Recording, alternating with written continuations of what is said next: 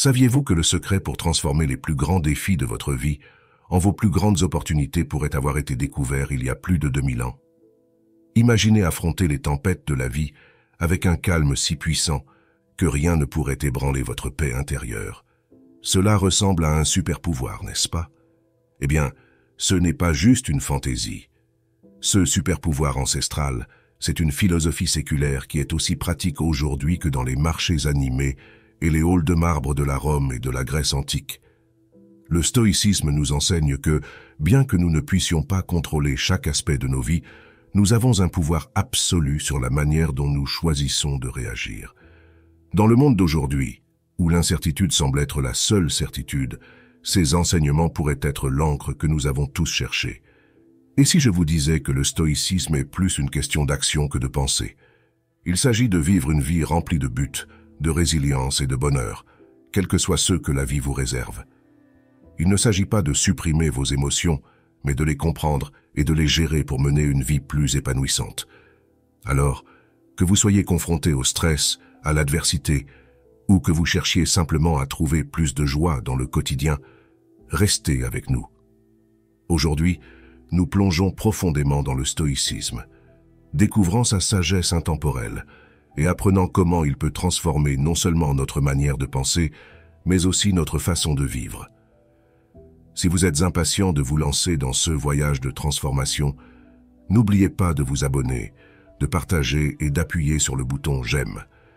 Restez avec moi jusqu'à la fin sans sauter, car chaque instant de cette vidéo est une étape vers la découverte de la sagesse stoïque qui peut changer votre vie. Avez-vous déjà été coincé dans un embouteillage, fulminant contre le retard, ou en train de défiler sur votre téléphone pour finir contrarié par un commentaire négatif laissé sur votre publication? Cela arrive aux meilleurs d'entre nous. Il semble presque que notre vie quotidienne soit remplie de ces petits tests, mettant au défi notre humeur et notre tranquillité d'esprit à chaque tournant. Mais voici un changement de perspective révolutionnaire, venant du monde du stoïcisme, qui peut retourner toute cette frustration sur elle-même. Le stoïcisme, cette incroyable philosophie qui remonte à la Grèce et à Rome antique, nous offre cet outil puissant. Se concentrer sur ce qui est en notre contrôle. Le grand philosophe stoïque Épictète a dit « Ce n'est pas ce qui vous arrive, mais comment vous réagissez à cela qui compte. » Pensez-y un instant. Les embouteillages, le mauvais temps, les commentaires négatifs, tout cela est hors de notre contrôle. Nous ne pouvons pas les changer, peu importe combien nous le souhaiterions. Ce que nous pouvons changer, cependant, c'est notre réaction à ces situations. Cette idée n'est pas seulement une sagesse ancienne, elle est soutenue par la psychologie moderne. Carl Jung, un géant dans le domaine de la psychologie, a déclaré « Je ne suis pas ce qui m'est arrivé, je suis ce que je choisis de devenir ». Cela s'aligne parfaitement avec la pratique stoïque. Il s'agit de reconnaître que le seul vrai pouvoir que nous avons est sur nos propres réactions, pensées et actions. Prenons l'exemple d'un embouteillage lorsque vous êtes en retard pour une réunion importante. Vous pouvez passer ce temps à bouillir de colère, à klaxonner et à vous stresser, ce qui, soyons honnêtes, ne fera pas avancer les voitures devant vous plus vite. Ou bien, vous pouvez prendre une grande respiration, accepter la situation et peut-être utiliser le temps pour écouter un podcast, un livre audio ou simplement profiter de la musique. L'embouteillage reste le même, mais votre réaction à celui-ci a changé. Et avec ce changement, votre niveau de stress diminue et votre journée s'éclaircit. Ce principe stoïcien de se concentrer sur ce que nous pouvons contrôler s'étend bien au-delà de la gestion du trafic ou du temps. Il s'applique à nos objectifs personnels, à nos réactions envers les autres et à notre approche des obstacles dans la vie. Comme Marc Aurèle, un autre grand nom du stoïcisme, nous le rappelle, « Vous avez du pouvoir sur votre esprit, pas sur les événements extérieurs. Réalisez cela et vous trouverez la force. » Alors, la prochaine fois que vous vous retrouvez à vous agacer pour quelque chose hors de votre contrôle, rappelez-vous de ces sages paroles de nos amis stoïciens. Demandez-vous, « Cela est-il sous mon contrôle ?» Si ce n'est pas le cas, lâchez prise. Concentrez-vous sur votre réaction, votre état d'esprit et vos actions. Ce simple changement peut avoir un impact profond sur vos niveaux de stress et votre bonheur général. Ce n'est pas toujours facile, mais cela vaut la peine d'être pratiqué chaque jour. Rappelez-vous, Il s'agit de progresser, pas d'être parfait. En apprenant à se concentrer davantage sur ce qui est en notre contrôle, nous nous retrouvons non seulement à survivre aux défis de la vie, mais à prospérer malgré eux. Le stoïcisme nous enseigne l'art d'embrasser les obstacles comme des opportunités. Cela semble contre-intuitif, n'est-ce pas? La plupart d'entre nous sont conditionnés à voir les obstacles comme des barrières à notre succès et à notre bonheur. Mais les stoïciens, tels que Marc Aurèle, Sénèque et Épictète, renversent cette perspective. Ils nous disent, lorsque la vie vous lance un défi, au lieu de demander « Pourquoi moi ?», demandez « Que puis-je apprendre ?» Ceci est un véritable changeur de jeu. Marc Aurèle, l'empereur romain et philosophe stoïcien, a écrit dans ses écrits personnels « L'obstacle à l'action avance l'action. Ce qui se dresse sur le chemin devient le chemin. » Ce qu'il veut dire ici, c'est que chaque obstacle, aussi décourageant soit-il, teste non seulement notre résilience, mais nous enseigne également des leçons précieuses. Il s'agit de trouver le côté positif dans les situations difficiles et de l'utiliser pour alimenter notre croissance. Cette perspective n'est pas seulement une philosophie ancienne, elle est également soutenue par des penseurs modernes. Le célèbre psychologue Carl Jung a dit « Ce à quoi vous résistez persiste ».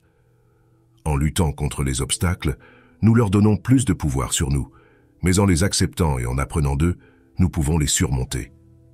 Cette mentalité stoïcienne consiste à transformer les défis en pierres d'achoppement vers devenir plus forts et plus sages. Rendons cela pratique. Disons que vous faites face à des rejets dans vos candidatures d'emploi. Il est facile de tomber dans un tourbillon d'auto-apitoiement et de doute. Mais que se passe-t-il si vous voyez chaque rejet comme un retour d'information? Peut-être y a-t-il une compétence que vous devez améliorer ou une nouvelle stratégie pour votre recherche d'emploi. Ce changement de perspective peut transformer une série de rejets en un chemin de développement professionnel. Il y a d'autres exemples comme les conflits personnels.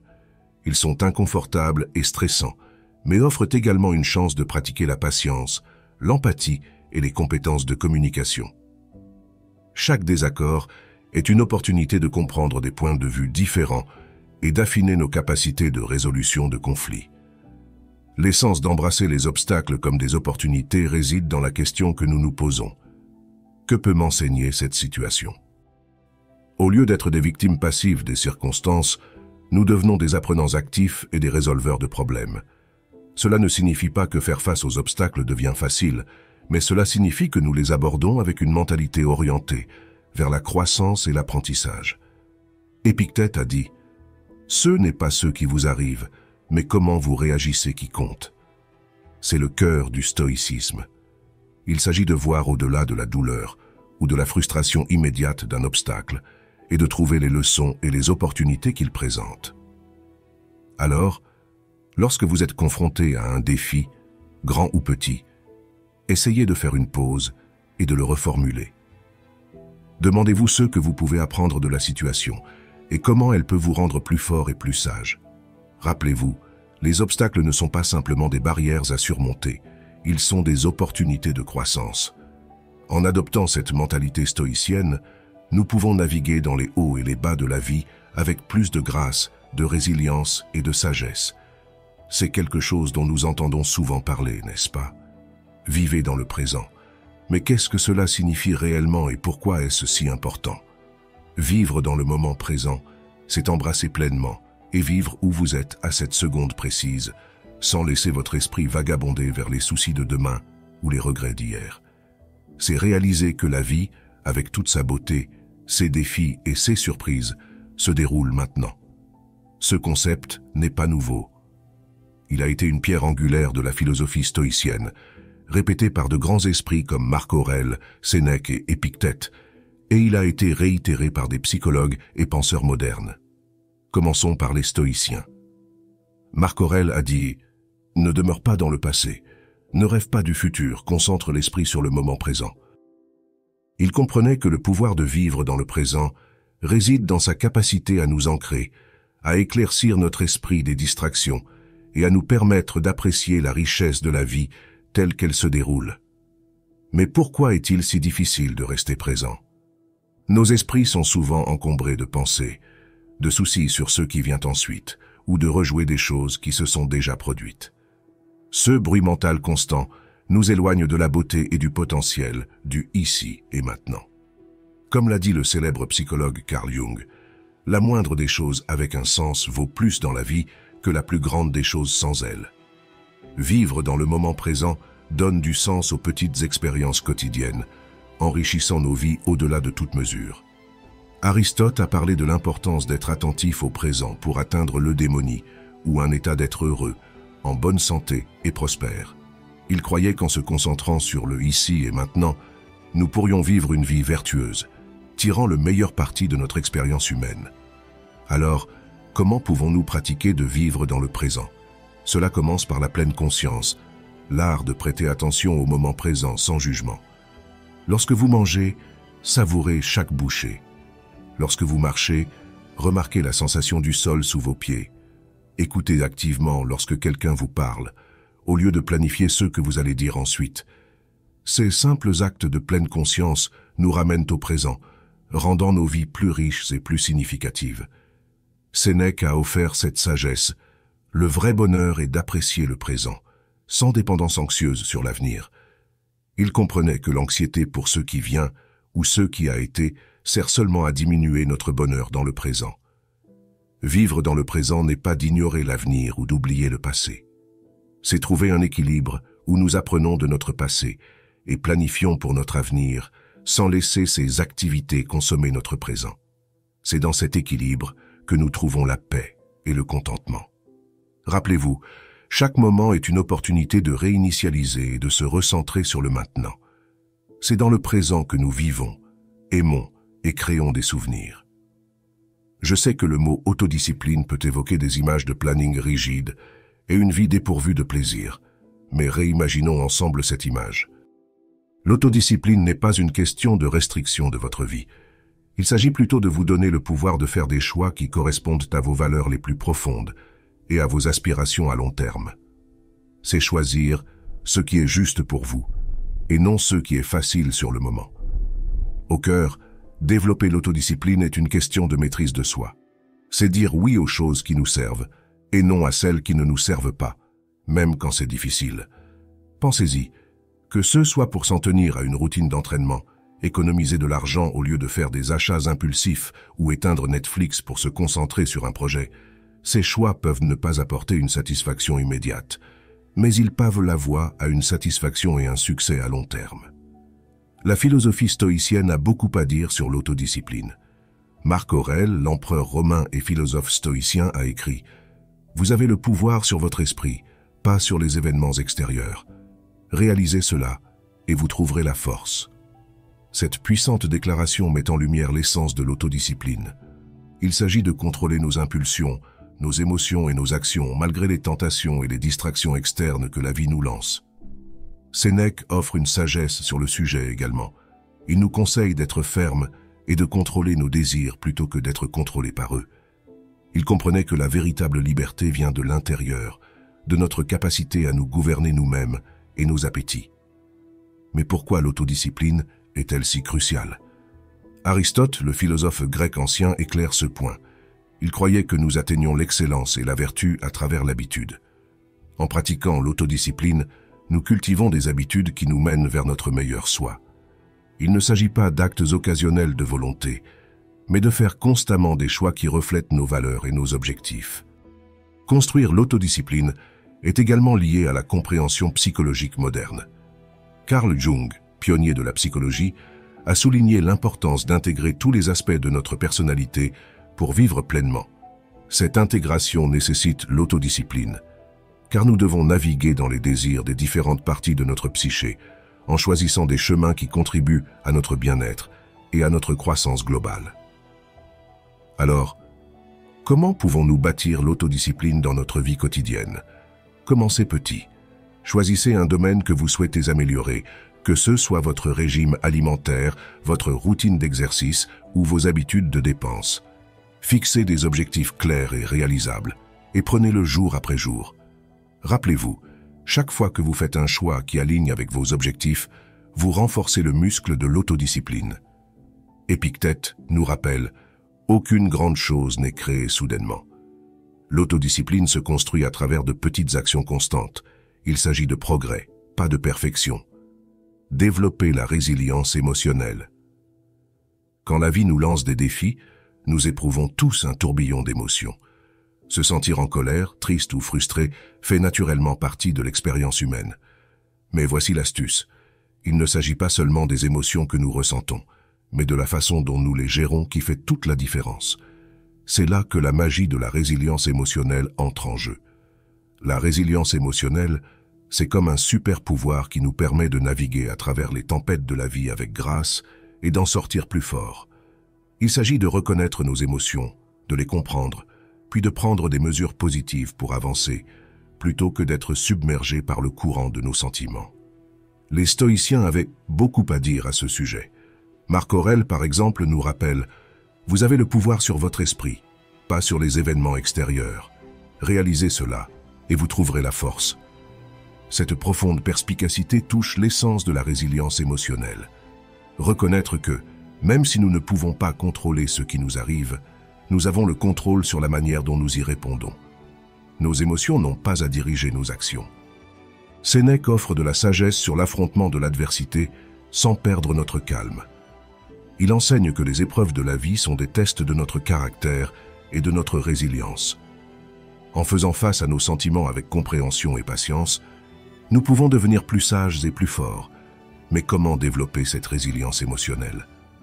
Cela commence par la conscience de soi. Être attentif à nos émotions et à nos réactions nous aide à mieux nous comprendre. C'est correct de ressentir ce que nous ressentons, mais au lieu de réagir impulsivement, nous pouvons choisir de répondre d'une manière qui est en accord avec nos valeurs et notre bien-être à long terme. Aristote a parlé du juste milieu, trouvant l'équilibre entre l'excès et le manque. Ce concept s'applique magnifiquement à la résilience émotionnelle. Il s'agit de trouver une réponse équilibrée à nos émotions, pas de les réprimer ou de les laisser nous submerger. Carl Jung, pionnier de la psychologie, a souligné l'importance d'intégrer tous les aspects de notre psyché pour atteindre la totalité.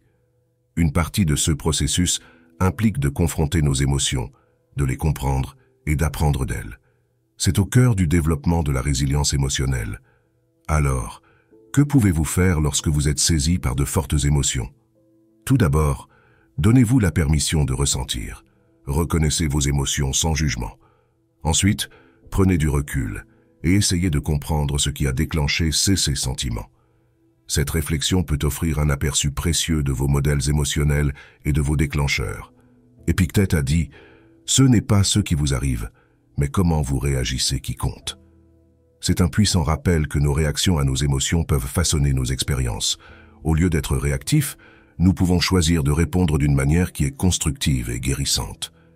Développer la résilience émotionnelle est un voyage. Il implique de pratiquer la pleine conscience, la réflexion personnelle et la patience. C'est bâtir une trousse d'outils de stratégies d'adaptation, comme tenir un journal, parler à un ami de confiance ou pratiquer des techniques de relaxation.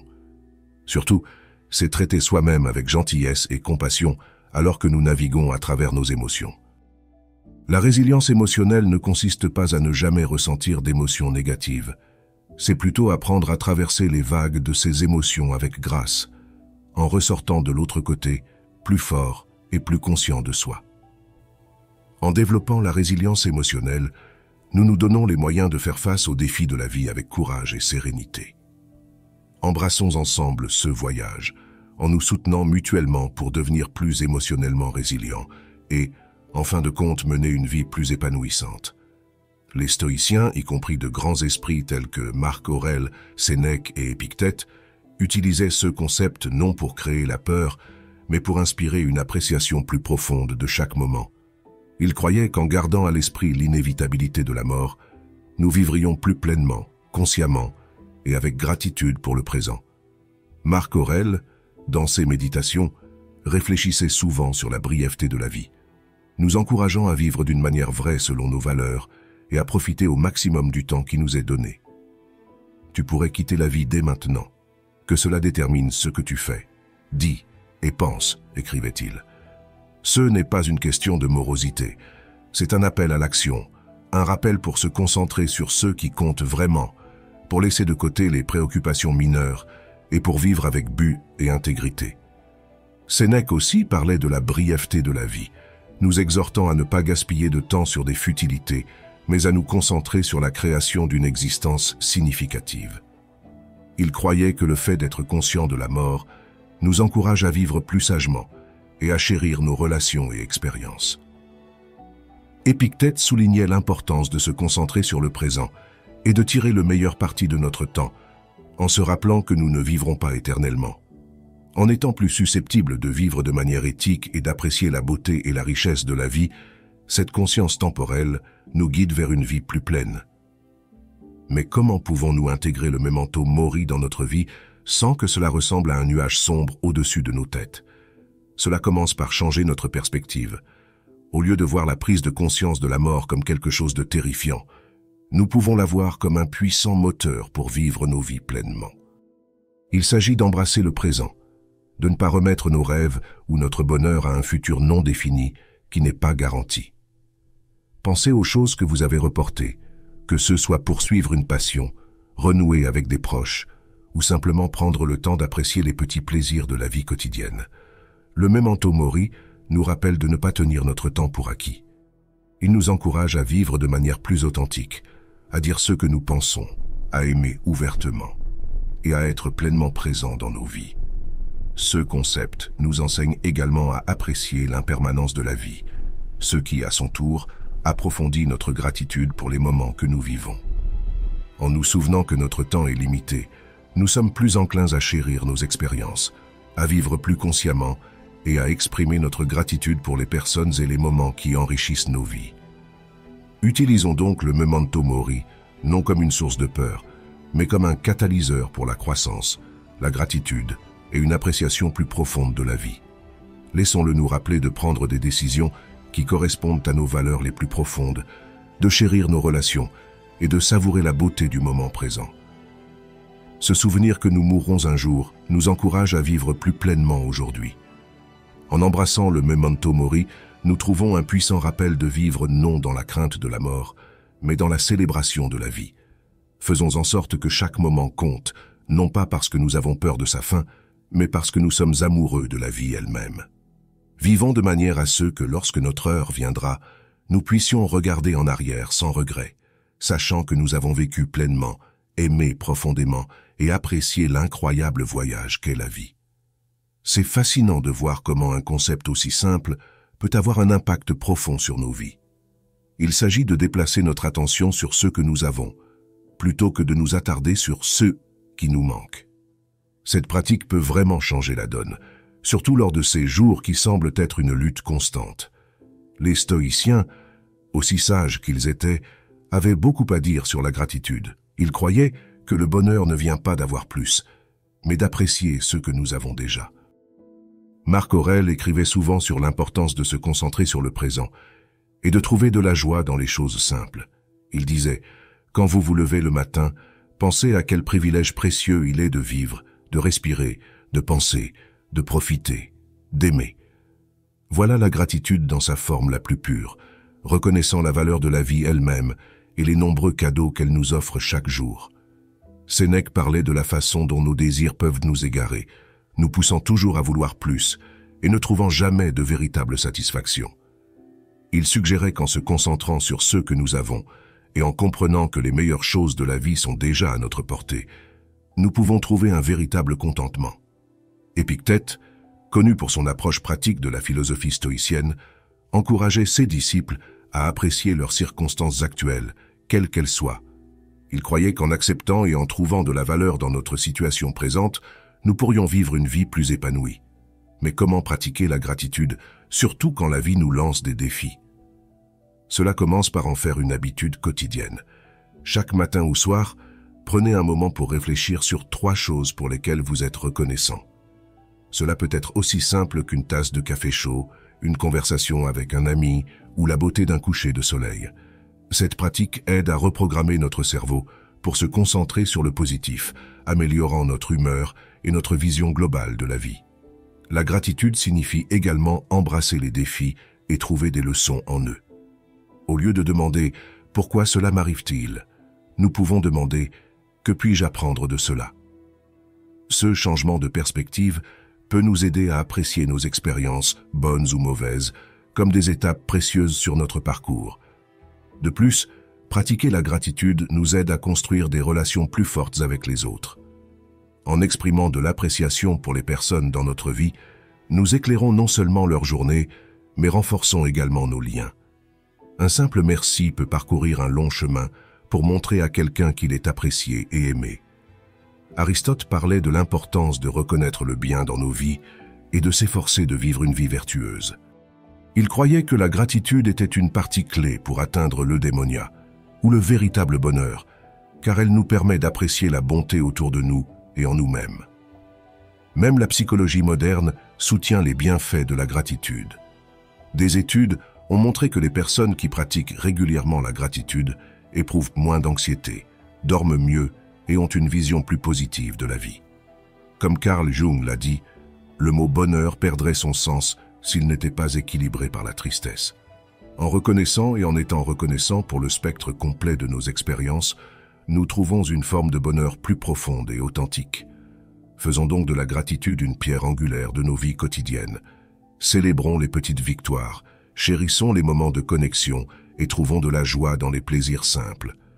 En nous concentrant sur ceux que nous avons et non sur ceux qui nous manquent, nous pouvons cultiver un sentiment d'abondance et de bonheur qui brille de l'intérieur. Rappelez-vous, ce n'est pas le bonheur qui nous apporte la gratitude, c'est la gratitude qui nous apporte le bonheur. Levons nos verres à moitié pleins, élevons-les haut et portons un toast à la beauté de la gratitude dans nos vies.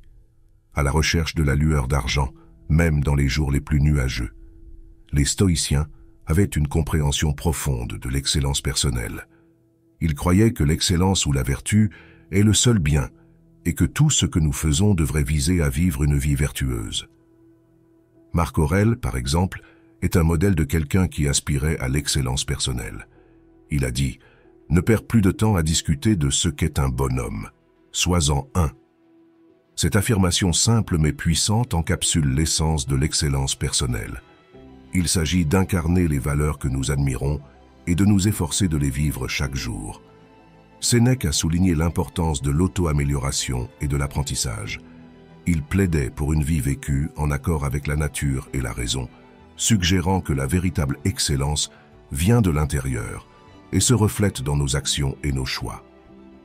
Épictète mettait en lumière le rôle de la responsabilité personnelle dans l'atteinte de l'excellence. Il enseignait que nos réactions, nos émotions et notre volonté sont sous notre contrôle et que les maîtriser est la clé pour vivre une vie de vertu. Mais qu'est-ce que cela signifie de se concentrer sur l'excellence personnelle dans notre vie quotidienne? Cela commence par établir des normes personnelles basées sur nos valeurs et aspirations, non pas sur les attentes de la société ou les réalisations des autres.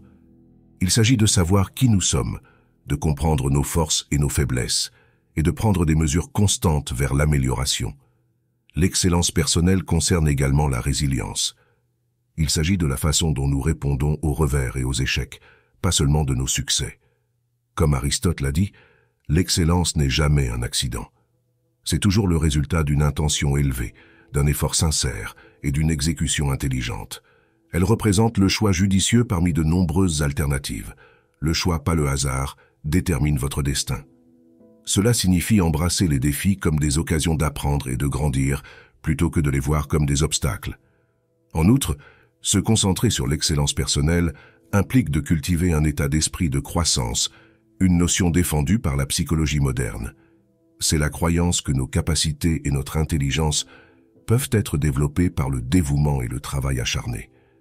Cet état d'esprit nous encourage à embrasser les défis, à persévérer face aux revers et à voir l'effort comme un chemin vers la maîtrise. L'excellence personnelle signifie également vivre authentiquement. Il s'agit d'être fidèle à nous-mêmes et à nos valeurs, même quand ce n'est pas facile. Il s'agit de faire des choix qui reflètent qui nous sommes et qui nous voulons être, et de tirer fierté de notre parcours, y compris les luttes et les triomphes. Pratiquer la gratitude, comme nous l'avons discuté précédemment, se lie également à l'excellence personnelle. En appréciant ce que nous avons et où nous en sommes dans notre voyage, nous favorisons une perspective positive qui soutient notre croissance et notre bien-être. Engageons-nous donc à nous concentrer sur l'excellence personnelle. Fixons nos propres normes, embrassons nos parcours uniques et soyons fiers de nos progrès. Rappelez-vous, Il ne s'agit pas d'être parfait, mais d'être fier de qui nous sommes et de la manière dont nous vivons. Célébrons nos efforts, apprenons de nos expériences et efforçons-nous toujours d'être les meilleures versions de nous-mêmes.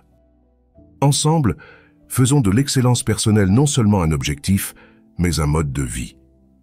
Dans un monde saturé de médias sociaux, où les likes, les abonnements et les commentaires dictent souvent notre estime de soi, il est facile de tomber dans le piège de valoriser notre valeur à travers le prisme des opinions des autres. Mais voici une vérité libératrice. Votre valeur ne repose pas sur la validation externe. Elle concerne le fait d'être fidèle à vous-même, d'embrasser votre authenticité et de vivre en alignement avec vos valeurs. Les stoïciens, ces anciens philosophes vers qui nous nous tournons encore pour la sagesse intemporelle, avaient beaucoup à dire sur ce sujet.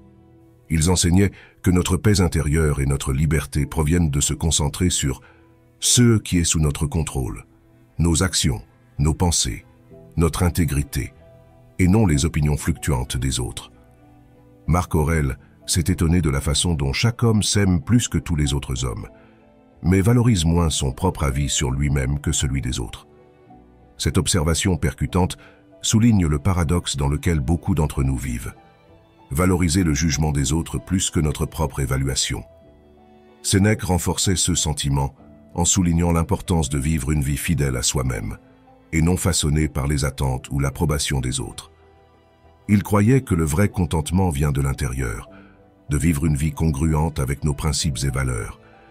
Épictète a enseigné que s'inquiéter des opinions des autres est hors de notre contrôle, et donc pas digne de notre énergie.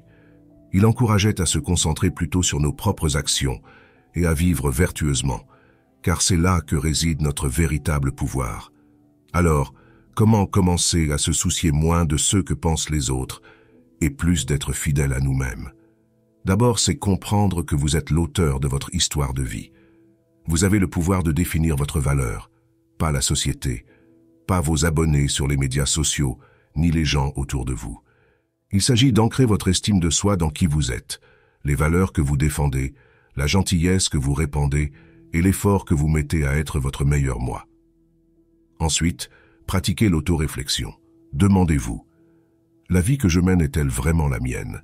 Fais-je des choix basés sur mes désirs ou essaie-je de me conformer à ceux que quelqu'un d'autre attend de moi? Réfléchir à ces questions peut aider à réaligner vos actions avec votre vrai moi. Troisièmement, embrasser la vulnérabilité. Être fidèle à soi-même signifie être ouvert, défaut et tout, en comprenant que la perfection est une illusion. C'est acceptable d'être un travail en cours, de faire des erreurs et d'apprendre d'elles. Cette authenticité attire les bonnes personnes dans votre vie, celles qui apprécient le vrai vous. De plus, souvenez-vous des mots d'Aristote sur le juste milieu, trouvant l'équilibre dans la vie. Appliqué à notre préoccupation pour les opinions des autres, il s'agit de trouver un équilibre sain entre considérer les retours constructifs et maintenir notre autonomie et notre estime de soi. Incorporer un état d'esprit stoïcien dans notre vie signifie comprendre que notre valeur est déterminée par nos vertus, nos actions et notre engagement à vivre une vie significative, et non par des éloges ou des approbations externes. Engageons-nous à valoriser notre véritable moi, non pour les likes, les abonnements ou l'approbation que nous recevons, mais pour être courageusement authentiques, vivant des vies qui résonnent avec nos vérités les plus profondes. Rappelez-vous, votre valeur est inhérente et unique. En étant fidèle à vous-même, vous brillez de la manière la plus authentique possible. Ne naviguons pas seulement dans la vie, mais prospérons avec la confiance qui vient de savoir que nous vivons authentiquement, alignés sur nos valeurs et vrais à nous-mêmes. Accepter le changement n'est pas seulement nécessaire, c'est vital pour notre croissance et notre bonheur. La réalité est que le seul constant dans la vie est le changement. Apprendre à aller avec le courant et à embrasser les changements inévitables de la vie rend leur navigation moins effrayante et plus une aventure. Les stoïciens avaient une perspective incroyablement saine sur le changement. Ils le voyaient comme une partie naturelle du rythme de l'univers. Marc Aurèle a dit « Accepte tout ce qui te vient tisser dans le motif de ton destin, car quoi de plus approprié à tes besoins ?»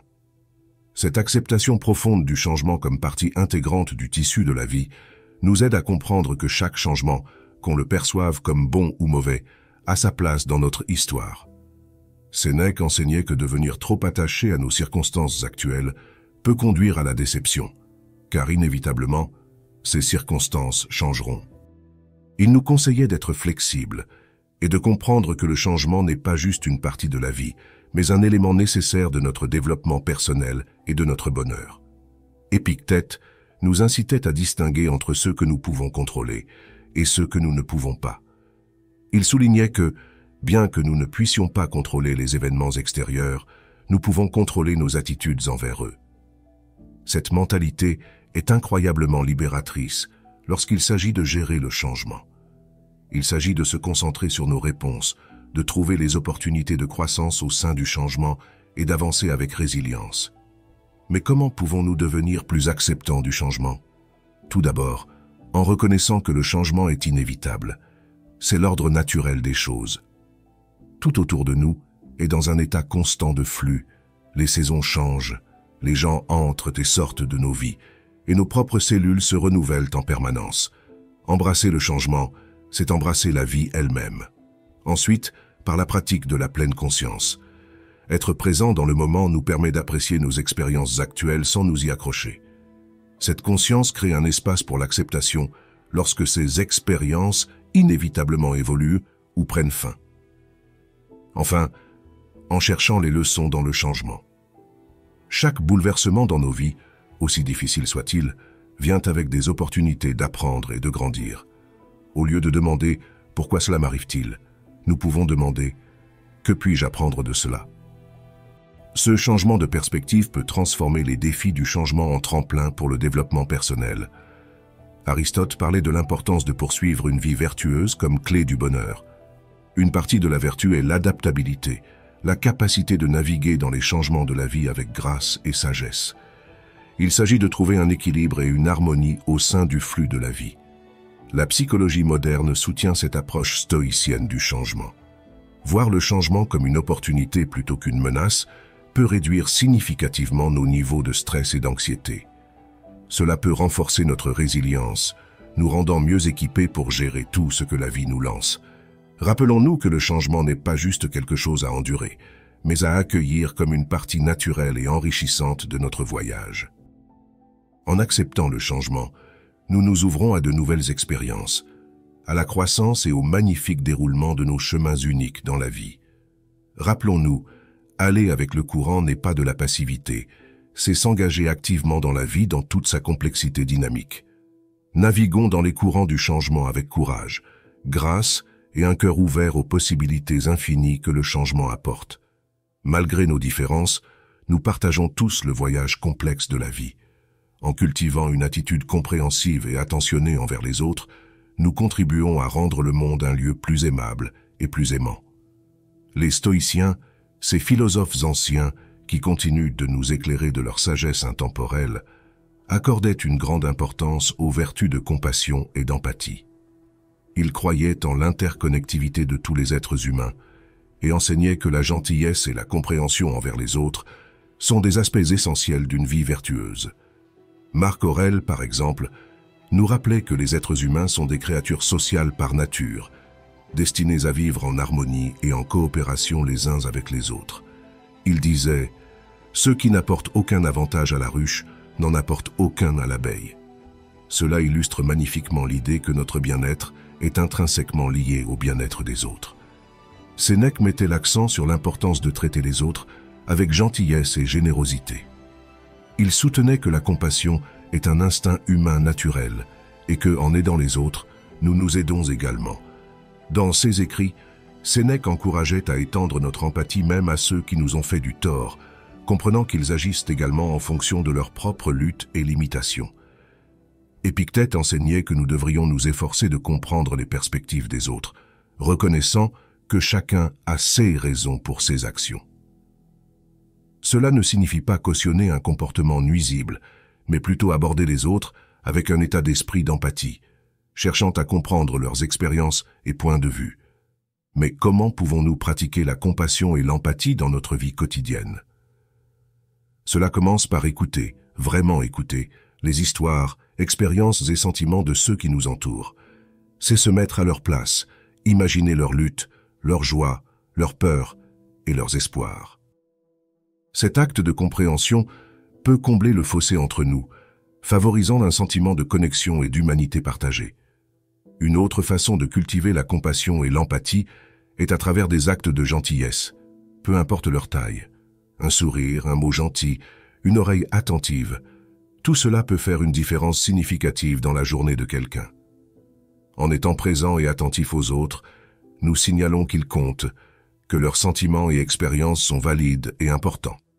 Pratiquer la compassion et l'empathie signifie également être là pour les autres dans les moments de besoin, offrant soutien et compréhension sans jugement.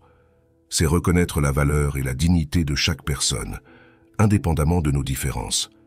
Aristote parlait de l'importance de l'amitié et du rôle de l'empathie dans la construction de relations fortes et significatives. Il croyait que les vrais amis partagent non seulement dans les joies de chacun, mais aussi dans les peines, se soutenant mutuellement avec empathie et compréhension. La psychologie moderne soutient l'importance stoïcienne accordée à la compassion et à l'empathie, montrant que ces vertus non seulement améliorent nos relations, mais aussi notre propre bien-être émotionnel. En prenant soin des autres, nous favorisons un sens d'appartenance, un but et un bonheur dans nos propres vies. Rappelons-nous, derrière chaque visage se cache une histoire, derrière chaque action une raison. En comprenant et en prenant soin les uns des autres, nous rendons le monde un endroit plus gentil et plus aimable. En faisant cela, nous enrichissons non seulement la vie de ceux qui nous entourent, mais aussi la nôtre, trouvant un plus grand épanouissement et joie dans notre propre existence. Ensemble, répandons la gentillesse comme des confettis, créant des ondes de compassion qui transforment le monde, un acte d'empathie à la fois. Ceci nous amène à l'importance de la réflexion et de la revue de soi. Prendre un moment, un vrai moment significatif, pour regarder en arrière sur nos actions, nos pensées et les chemins que nous avons parcourus. Il s'agit de croissance, d'introspection et d'aligner nos vies avec nos valeurs les plus profondes. Dans un monde qui avance toujours à toute vitesse, cette pratique est notre ancre, assurant que nous ne sommes pas simplement emportés, mais naviguons dans la direction qui est vraie pour nous. Les stoïciens, avec leurs insights profonds sur la nature humaine, accordaient une immense valeur à la pratique de la réflexion. Marc Aurèle, dans ses écrits personnels, que nous chérissons aujourd'hui sous le nom de méditation, offrait un modèle de cette pratique. Il ne dirigeait pas seulement un empire, il prenait le temps d'examiner sa vie, ses décisions et sa boussole morale à travers l'écriture. Il voyait cette réflexion comme essentielle pour vivre une vie de vertu et de but. Le bonheur de ta vie dépend de la qualité de tes pensées, écrivait-il, nous rappelant que notre dialogue interne façonne notre réalité externe. Sénèque recommandait une auto-évaluation régulière comme moyen de favoriser l'auto-amélioration et la sagesse. Il comparait la vie à une pièce de théâtre, suggérant que nous révisions périodiquement nos rôles et performances. Agissons-nous en harmonie avec le personnage que nous souhaitons incarner? Nos actions reflètent-elles le scénario que nous valorisons, le scénario de nos vies? Épictète encourageait ses étudiants à terminer chaque journée par une revue de leurs actions et attitudes. Ce n'était pas une question d'autocritique, mais d'autoconscience et de croissance. Il nous incitait à nous demander « Qu'ai-je bien fait? Qu'ai-je mal fait? Qu'ai-je laissé de côté ?» À travers de telles questions, nous pouvons diriger nos vies plus consciemment, apportant des ajustements qui nous rapprochent de nos idéaux. Mais comment intégrer cette pratique stoïcienne de réflexion et de revue dans nos vies modernes? D'abord, en faisant une habitude.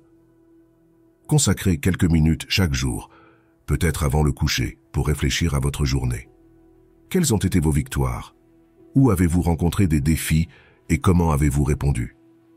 Cette pratique peut commencer comme un exercice mental, mais l'écrire peut augmenter ses bénéfices, vous offrant un registre tangible de votre voyage. Utilisez la réflexion comme un outil pour la gratitude. En revoyant votre journée, notez également les moments, peu importe leur taille, qui vous ont apporté de la joie ou de la gratitude. Cela équilibre notre tendance naturelle à nous concentrer sur le négatif, cultivant une perspective plus positive sur la vie. Approchez cette pratique avec gentillesse et compassion envers vous-même. La réflexion n'est pas une occasion de se réprimander pour des erreurs, mais de les reconnaître comme des opportunités d'apprentissage et de croissance. Soyez aussi compréhensif et soutenant envers vous-même que vous le seriez envers un cher ami.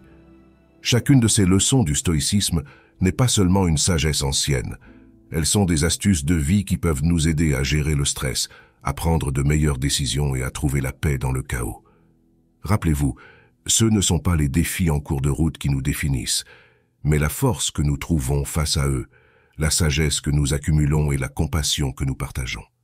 Chaque étape, chaque réflexion, chaque acte de gentillesse est un coup de pinceau dans la fresque qu'est votre vie. Alors, ne nous contentons pas d'exister. Vivons de manière vibrante, intentionnelle, authentique. Alors que nous nous séparons aujourd'hui, je vous encourage à ne pas laisser l'inspiration se terminer ici, sur cet écran. Vous trouverez ci-dessous une playlist qui est un véritable trésor de sagesse, d'histoire et de stratégie, pour vous aider à naviguer dans les virages serrés de la vie avec grâce et résilience. Cliquez dessus, plongez plus profondément, et continuez à sculpter la version la plus authentique de vous-même. Ensemble, continuons à grandir, à réfléchir et à embrasser la belle complexité de la vie. Merci d'avoir partagé ce moment avec moi. Jusqu'à ce que nous nous retrouvions à nouveau, rappelez-vous de vivre non pas pour les applaudissements, mais pour la cause. La cause d'être votre moi le plus authentique. Prenez soin de vous et à la prochaine étape de notre voyage.